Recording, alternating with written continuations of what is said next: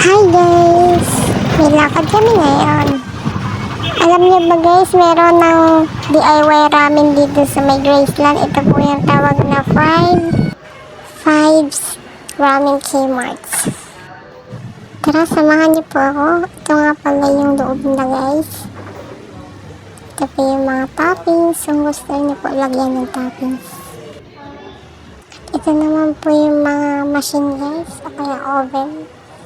Andito naman sa kabila guys yung mga noodles. Puro lang guys, yes guys. Wait lang.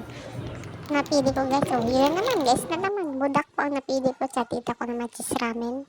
So nagpunta na kami sa mga toppings. Spam napili ko sa tita ko. Yung pang shabu-shabu. Hindi ko alam pangalan. Charis. Kung gusto mo naman malamig na malamig yung drinks, walang problema. Yung ice guys, nasa baso na. So, nandito na tayo sa katotohanan guys. Dinala na namin yung mga orders namin dito sa machine. Binuksan na ng tita ko. Nagpaturo din siya kasi siyempre first time namin ba. Sarapan naman kami dito guys kasi mahilig kami sa noodles. Pero kung hindi ka mahilig sa noodles, wag na i-try. Nagpaturo na ngayon tita ko guys kung paano gamitin. Sabi ng babae guys, 5 minutes lang daw pakuluin at haluin. Kumukulo na nga yung noodles namin guys. Pwede mo na haluin dyan yung mga cheese powder or cheese o yung mga toppings mo para maluto-luto din ba.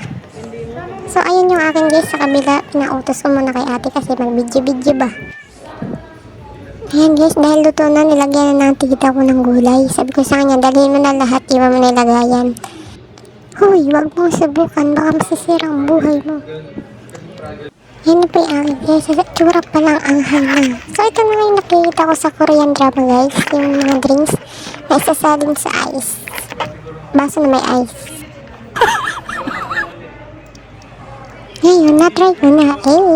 Tama yung kamay ko dyan sa nangingking. Nangingking ang tawag sa amin guys pag ganyan.